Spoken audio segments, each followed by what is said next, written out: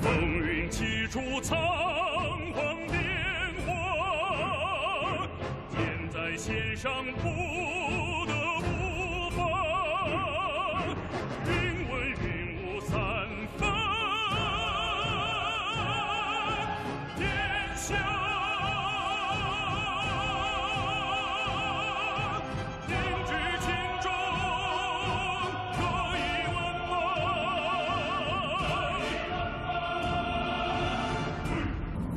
塞北秋风烈马，江南春雨杏花，千古江山如诗如画，还我一个太平天下，还我一个太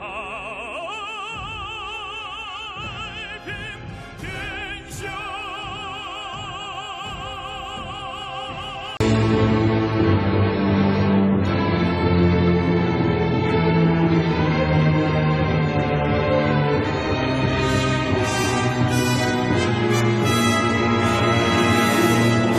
해철수의 고용 삼국지.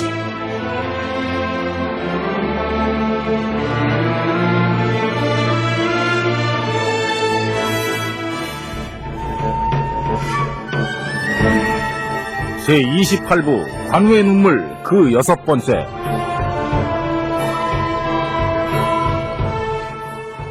관우가 오나라의 기습을 견제하기 위해 심혈을 기울여 만든 역작 봉화대.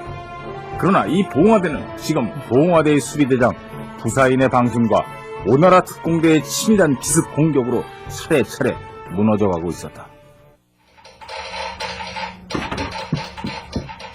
사령관님, 형제 심판 특공대로부터 방금 연락이 들어왔습니다. 아니, 너 발음이 왜 그래? 예, 저는 물 건너온 외인 부대입니다. 그래. 아무튼 어찌 됐느냐? 국경에서 형제성까지 이어지는 이 서초계의 봉화대는 모두 우리 특공대가 완전 장악했다는 소식입니다. 예. 좋았어. 전군에 알려라. 지금부터 형주로 출격한다.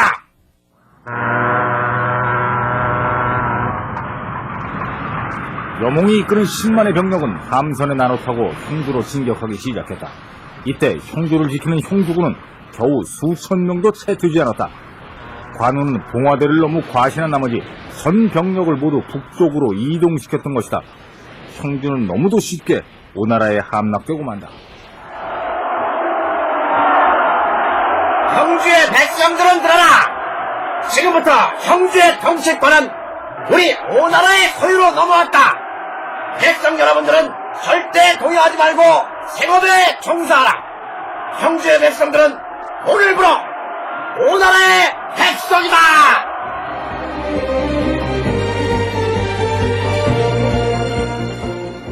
형주 함락이라는 이 충격적인 사건은 며칠 뒤 번성을 포위하고 있던 관우에게 전해졌다. 아버님! 아버님! 아니, 무슨 일이냐?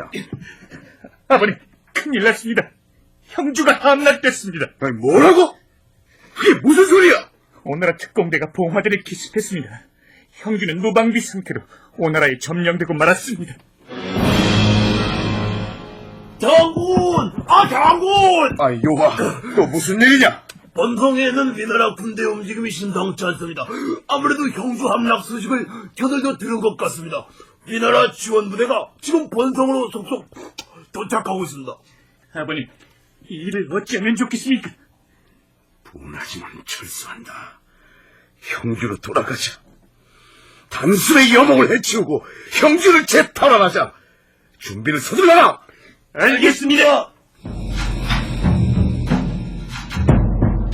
어제까지 번성을 포위 공격하던 관우군은 이제 밤을 틈타 비참한 철수를 하고 있었다. 그리고 이를 눈치챈 위나라 군대는 오히려 형주군에게 역습을 가하기 시작하고 관우군은 형주를 향해 도주하고 있었다. 관우는 이제 끝장이다. 관우를 놓치지 마라. 관우군은 필살의 각오로 형주를 향해 진격해 들어간다. 그러나 형주로 향하는 길목에선 뜻밖의 상황이 벌어지고 있었다. 아이, 저 사람들은 다 뭐야? 아버님, 형주의 백성들인 것 같습니다.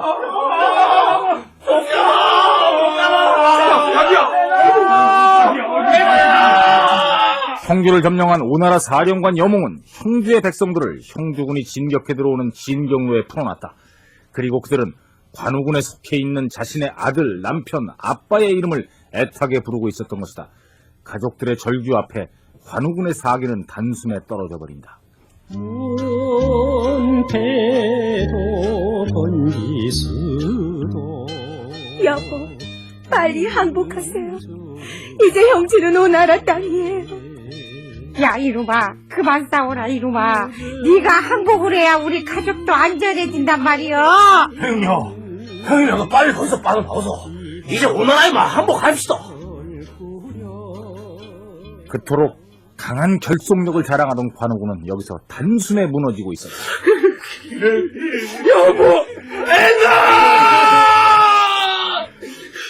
난 가족까지 갖고요. 오나라에 항복하겠어. 야, 도사가 이 배신자 내가 가긴 어딜 가? 가족들이 모두 불사피했는데 어떻게 싸우란 말이야? 뭐야? 나도 갈래. 나도 오나라에 항복할래. 같이 가자. 관우는 긴 한숨을 내쉰다. 정말 길다. 내가 졌다. 여몽, 그대가 이겼다. 까버림 분합니다. 정말로 분합니다. 가족의 품으로 가겠다는 병사들은 그냥 보내라. 끝까지 남아있는 나머지 병사들을 데리고 최후까지 싸워보자. 형주군은 여기서 완전히 괴멸됐다. 끝까지 관우를 따르는 병사는 이제 3,000명도 채 되지 않았다. 관장군님, 후방에서 위나라 군대가 쳐들어오고 있습니다. 저기 선봉은 서황입니다. 호랑이가 상처를 입으니 이제 늑대들이 물려고 덤비는구나. 좋다. 누구든지 상대해주겠다. 나 관우 아직 죽지 않았다. 위나라와 오나라의 협공 속에 이제 관우는 최악의 상황으로 몰리기 시작했다. 그런데 우린 여기서 한 가지 의문이 생긴다. 관우가 이렇게 홀로 고립되어 있는 동안 속에 유비와 공명은 도대체 뭘 하고 있었단 말인가? 우린 여기서 이제부터 지금까지도 논란이 되고 있는 한 가지 문제를 짚고 넘어가도록 하겠다. 그것은 바로 관우는 공명이 죽였다는 공명의 정적 제거설에 대한 문제다.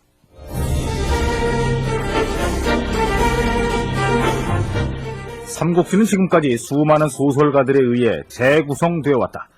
그런데 지금까지도 이 작가들 사이의 찬반 양론이 끊이지 않는 문제가 바로 공명, 정적 제거설이다. 공명의 정적 제거설이란 무엇인가? 지금부터 전문가들의 진술을 통해 알아보도록 하자. 공명의 정적 제거설이라는 건요, 제갈 공명이 관우의 위기를 알고 있으면서도 일부러 관우의 죽음을 방치했다는 그런 이론입니다. 그리고 그 이유는요, 관우가 공명과 함께 총나라의 2인자 자리를 다투던 라이벌이었잖아요. 그렇기 때문이에요. 우리나라에서 가장 많이 팔렸다는 LC의 삼국지, 그거 말고도 몇몇 작품들이 바로 이 이론을 채택하고 있습니다. 그렇다면 이 공명의 정적 제거설은 사실입니까? 먼저 정적 제거설에 찬성하는 쪽의 의견을 들어보겠습니다.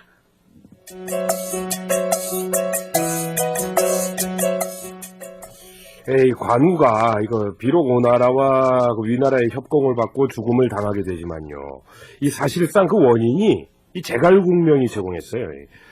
예전에 공명이 보여준 능력을 볼 때 공명이 형주의 위기 상황을 눈치채지 못했을 리가 있어요? 예?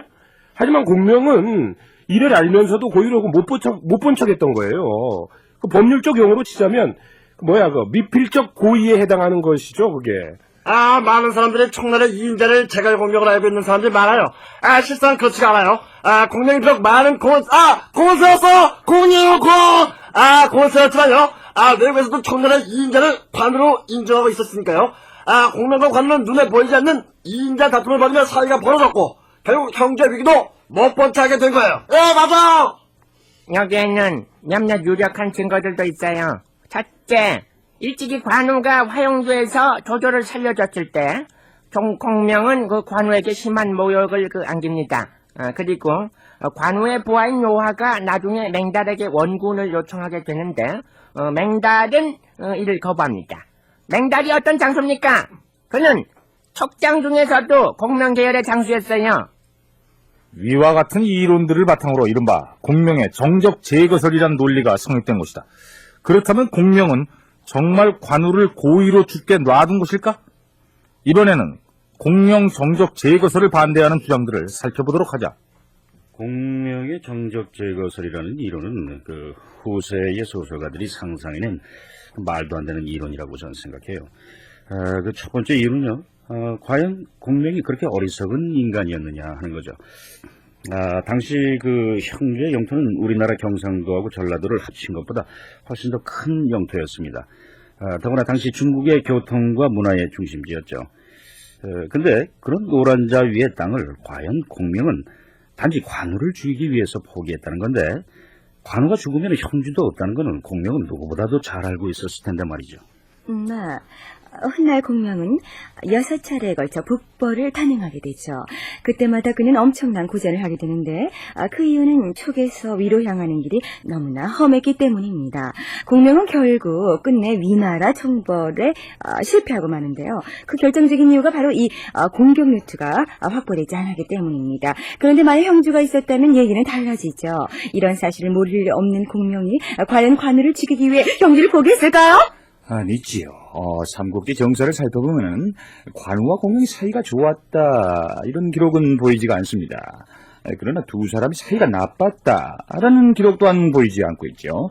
오히려 정사를 살펴보면은 그 공명은 관우를 대단히 믿고 있었습니다. 그렇다면 형주가 위기에 처했을 때 왜 공명은 가만히 있었을까요? 그건 방치가 아니라 방심으로 보는 게 옳습니다. 유비와 공명은 관우를 너무 믿었던 것이지요. 형주의 위기가 오기 전까지 전해오는 정보가 이 모두 관우가 이겼다는 승전보뿐이었기 때문이죠. 그러니까 유비와 공명이 당연히 방심할 수밖에 없었던 것이죠. 이렇게 해서 우리는 공명 정적 제거설에 대한 찬반 양론을 들어봤다. 무엇이 과연 진실인지는 오직 죽은 공명만이 알 것이다. 그러나 삼국지를 재해석한 오늘날 대부분의 작품들은 공명 정적 제거설을 부인하는 쪽에 서고 있으며 만화 열전 또한 공명의 정적 제거설을 반대하는 쪽에서 이야기를 진행해 나가도록 하겠다. 관우와 그를 따르는 형주군은 이제 완전히 적의 포위망에 고립된 비참한 지경에 빠지고 말았다. 관우가 아무리 용맹하다 해도 이제 그에게도 한계가 다가오고 있었다. 아버님, 일단 맥성 방면으로 후퇴하시는 게 어떻겠습니까? 아니, 맥성? 네, 비록 작은 성이지만 이렇게 허허벌판에서 쫓기는 것보다는 나을 듯 싶습니다.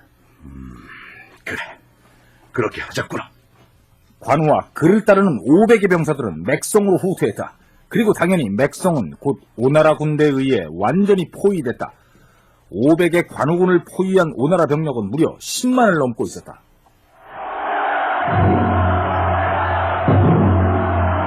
사령관님! 그야말로 완승입니다! 저런 박희진보다 더 짧은 놈 아직 끝나지 않았다. 관우를 붙잡아야지. 그래야 이번 전쟁도 끝나는 것이야. 저 사령관님, 군노님께서 직접 방문하셨습니다요. 뭐야? 아니, 박희진 씨가 여기 왜 나왔어? 뭐 주군께서...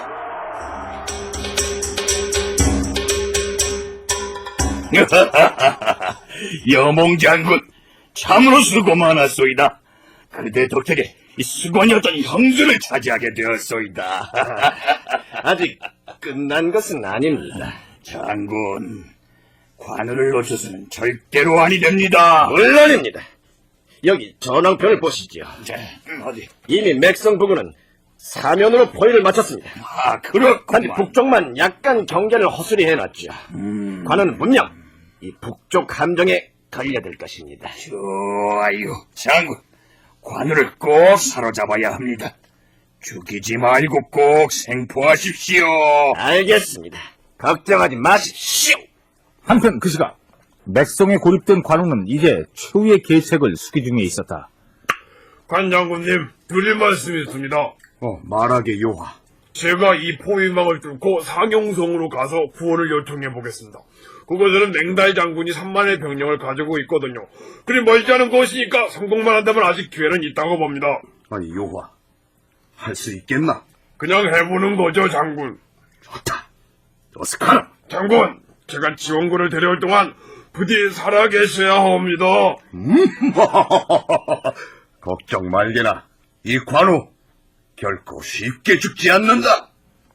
이것이 관우와의 마지막 이별인 줄도 모르고 요한은 그날 밤 상용성으로 달려가기 위해 적의 포위망을 향해 뛰어들었다. 아이, 거기 사람! 아니, 왜 사람한테 바지를 벗긴다는 야? 멈추라고, 멈춰! 오케이. 안 볼 때는. 야구야. 뭐 하니? 밥 먹는다.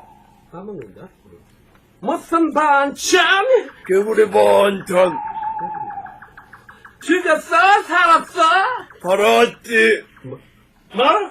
살았지? 아무튼이다! 비상! 수상한 노래가 컸어! 성지! 걸렸잖아. 이리야!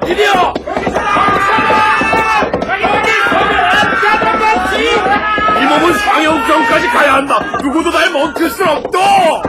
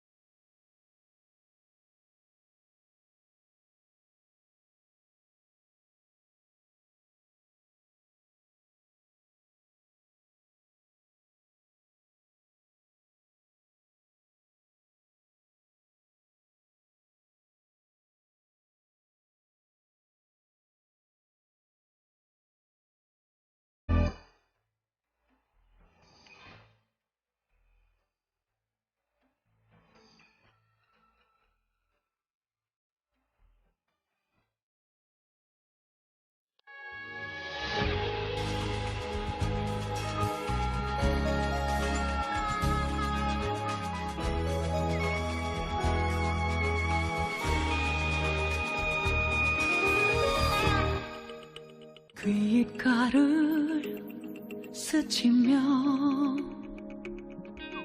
세차게 부는 바람 허공이 아닌 내 마음을 가르네 바람에 뒤를 쫓고 있는 것인가 발걸음을 재촉해도 잡히지 않네 무엇을 지키려 하는 것일까 결국은 흘러가 버릴 것들을 무엇을 남길 수 있을까